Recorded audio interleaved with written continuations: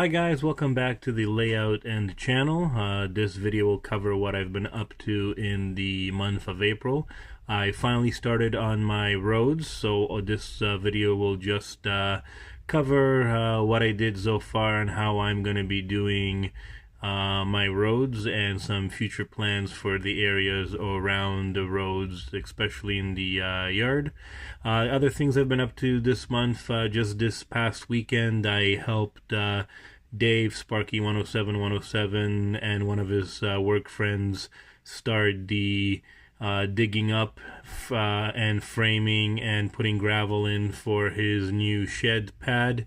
Let me tell you, that was fun adventure. We found stuff under his yard that surprised us. One of them was old remnants of a laneway that was in his yard many decades ago, to cutting his internet and phone and TV cables underground by accident. Oopsie.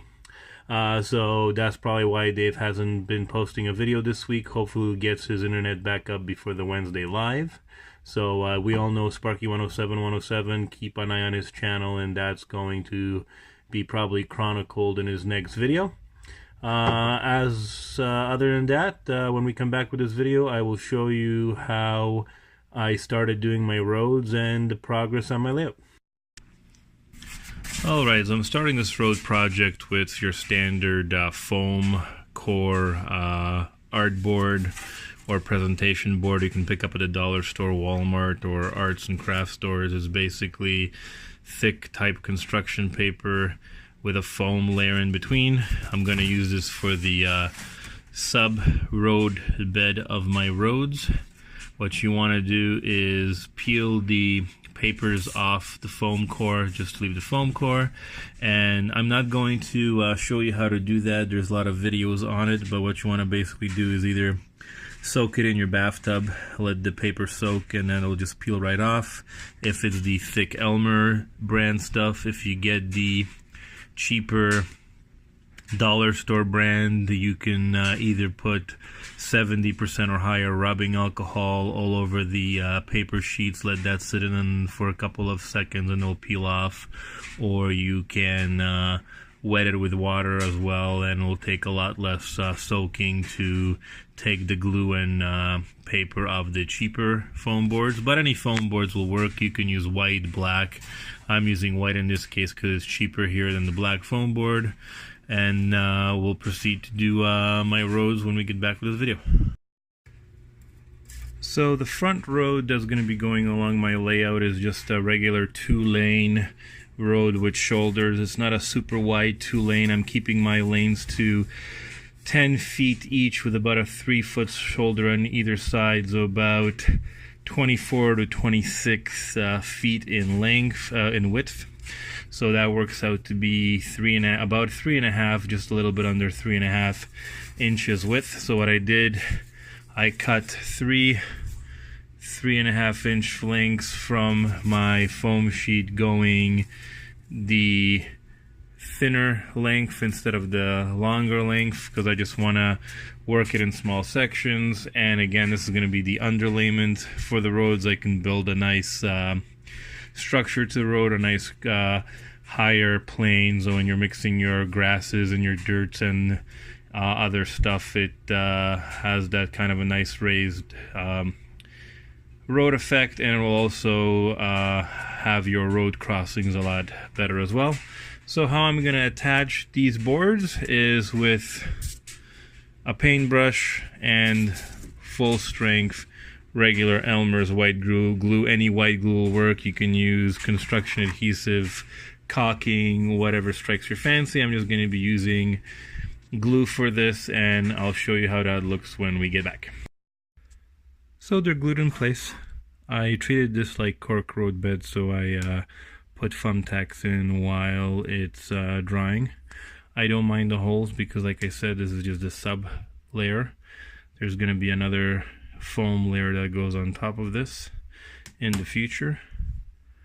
What I'm going to be still doing here is finishing the rest of the sub road beds for the yard and industries here on this side. I haven't decided yet what's going to be happening there because I don't know what kind of station I'm putting in there yet. But yeah, so this is the progress so far. Alright, so here we have it. My roads are laid, so this is the main industrial road here, the 2-lane road. I stopped it over here because what I'm going to be doing is I'm going to be doing an overpass to kind of act as a scenery block for my switching part of the layout. And then this part with my bridge is going to be a little scenic part of the layout for some nice photo and video opportunities. So what I did for that was I'm constructing this ramp. I've been using the same material as I was doing for the roads, so just basically your foam foam and construction board foam, and then I reinforced it with just regular 1/2 inch foam insulation. That's not in place yet because I have to put the right angle in and see how far I want it back from the tracks over here. So that's going to be a future project. I'm not tackling that till I move the tracks further here and weather this portion of the tracks and seal them and clean them because I don't want to have obstructions. Yes, the bridge portion is going to be removable, but not this part. Once this part is put in place, it's going to stay like that. And what I did, the last 2 inches I made flexible, not reinforced. So if I angle this, it'll be a nice profile for the road. So when we come back to the road, this is the main entrance to the industries. So like we said, we're going to have my ethanol little transfer facility here, and then the main warehouse here. So this is just a smaller road. It's about 2.5 inches. So the trucks come in here and the vehicles come in here.